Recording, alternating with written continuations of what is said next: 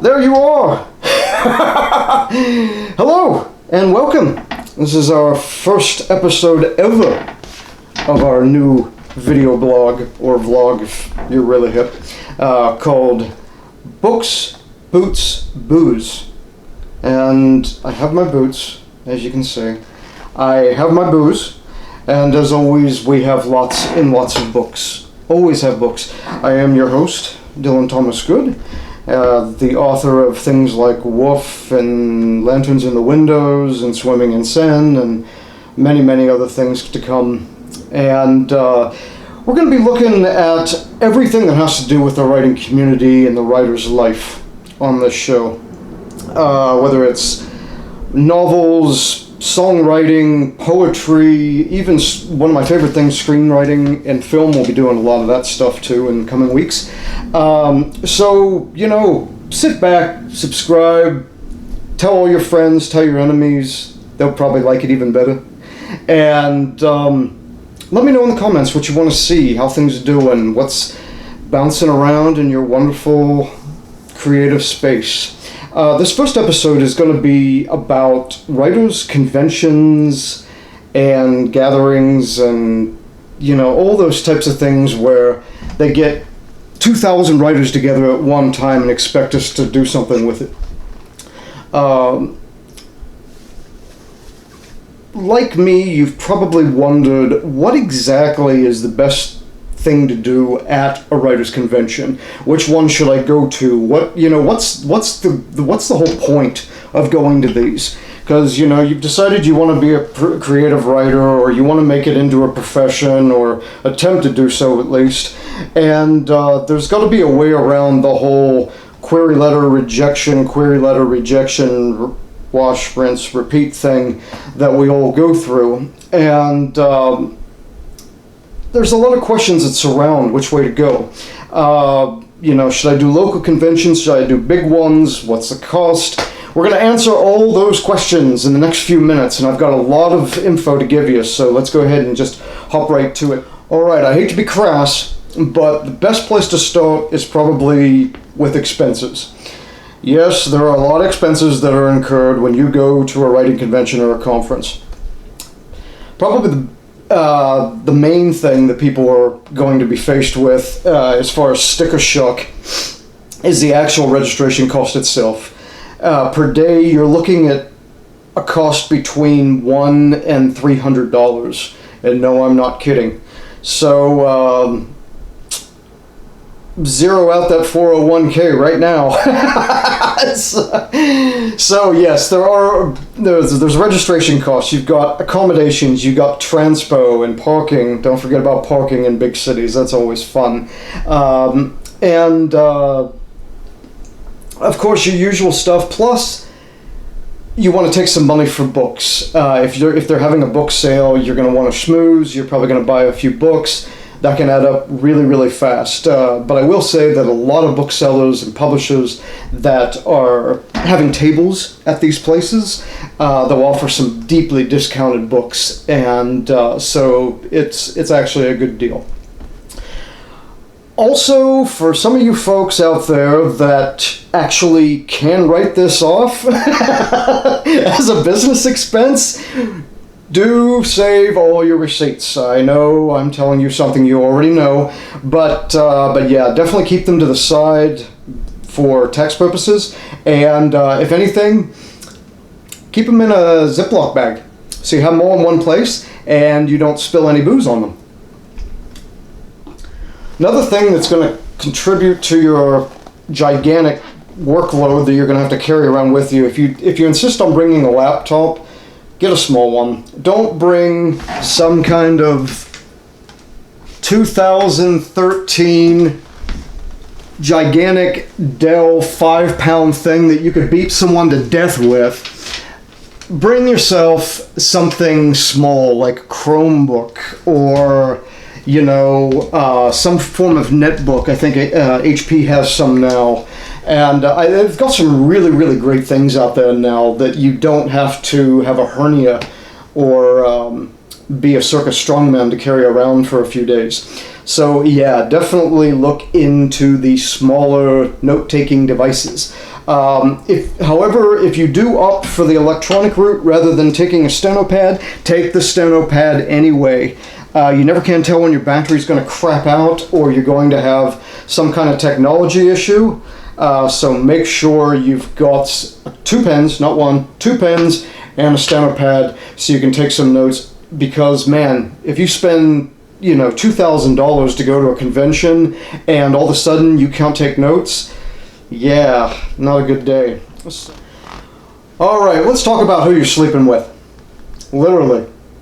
Probably one of the biggest things that you have to worry about when you're doing any type of writers' convention is your accommodations. And this is where living in the same city as the convention really comes in handy. But let me tell you, that's about 2% of the time if you're lucky, okay? Most of the time you're going to be traveling to East Jesus across the fucking planet to get to where you need to be. Therefore, don't be an idiot and stay near the convention center. I know it's tempting, and I know it sounds wonderful and convenient and all those wonderful things, but you're also going to be paying probably about 2-3 times more than you need to.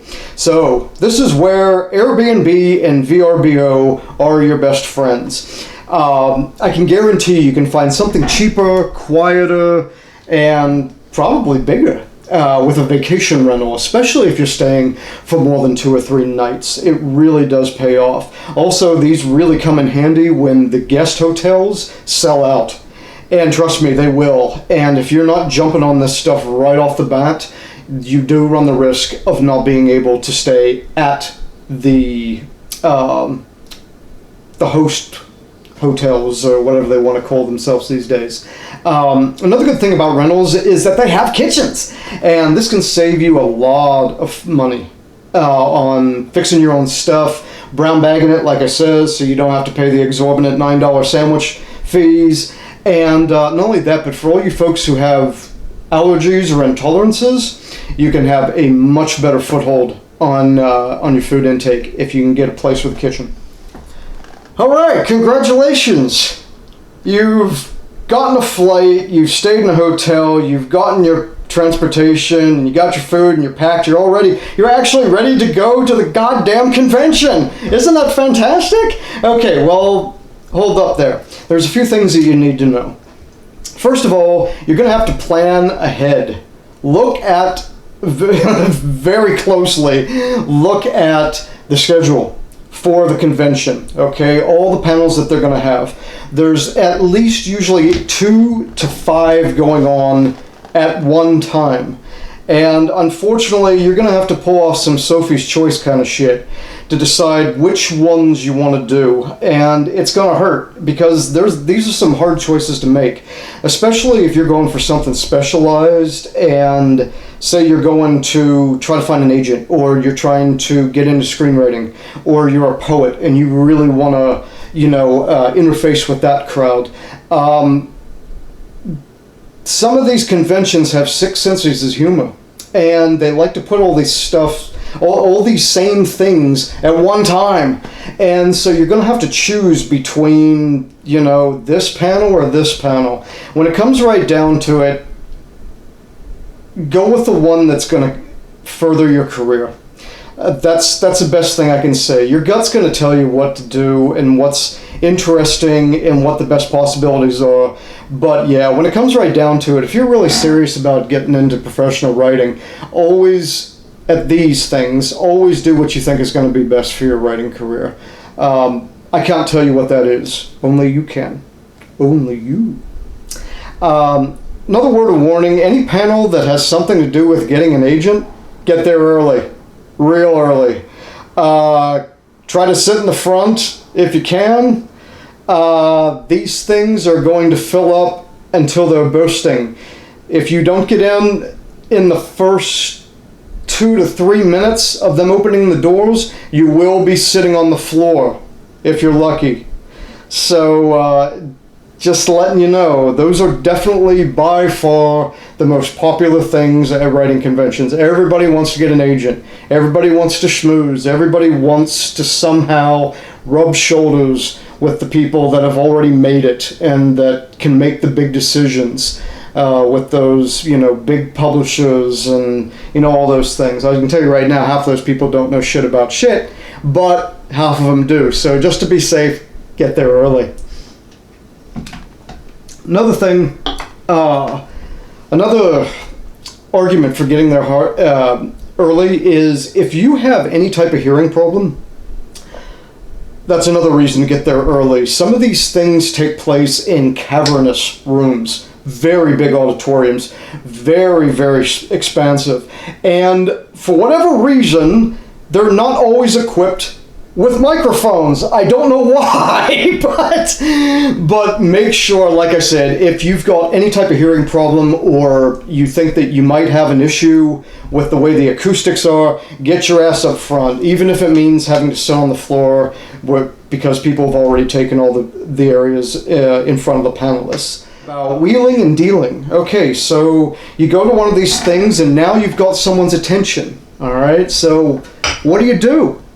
And most panelists are always going to be available after the panel is finished. They usually like to have a question session and just sort of a get to know you thing, and as soon as things are over, people rush the panel like they're trying to get the antidote for a disease or something. And if you're a writer, most of those diseases are called poverty. Yeah. But the nice thing about it is that people who do rush the panelists usually are pretty well behaved, I will say. Not always, but that doesn't mean you have to be. So get in there and elbow jab your way to the front, okay? I'm not bullshitting you here. This is your one and only shot, maybe, the entire year to talk to anybody in the writing community. So get up there, step on necks, crush spines, do whatever it takes, be ruthless, all right? Get up there and get your word out. A lot of folks will tell you that the bar, after the day has ended, is the best place to go. And I've actually read numerous accounts from authors who say that they did actually get a book deal or get an agent or, something that was an absolute boon to their career because they went to the pub. And so, as we all know, the easiest way to get somebody to do something is to put 2 or 3 drinks in them. So, like I said, elbow jab your way to the top, get them drunk. Hey, man, I didn't say this was pretty. This is the reality, okay? One final word. If there's only one thing that you take from this episode, let it be this. If you're going to go to a writers' convention, conference, any type of gathering where there's going to be people that could actually make or break your career, bring business cards, okay? Let me say that one more time. Bring business cards. I don't care if you just have to put your cell phone number or email on them. Make sure you have something that you can just pull out right there and give to people so that they know who you are and where to contact you about your work. There's nothing worse than a missed opportunity because you didn't give them the information that they needed. And, we've all sent that email.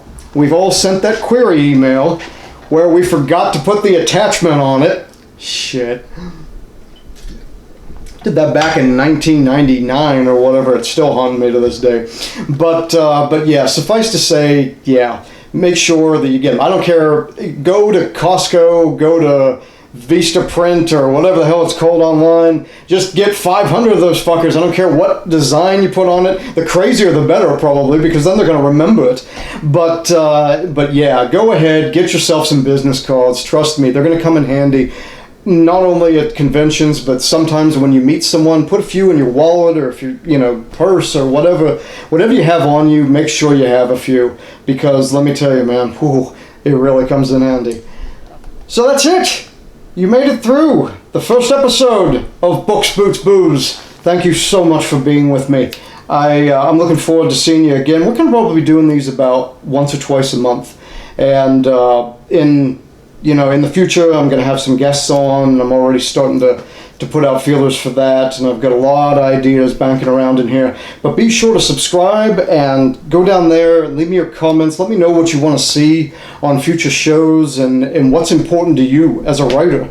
And no matter what, just keep writing. As Louis L'Amour once said, start writing no matter what. The water does not flow until the faucet is turned on.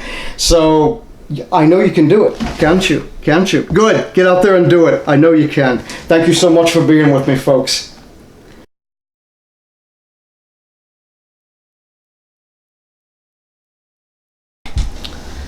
Alrighty, we're going to try this again, because that last one was shit.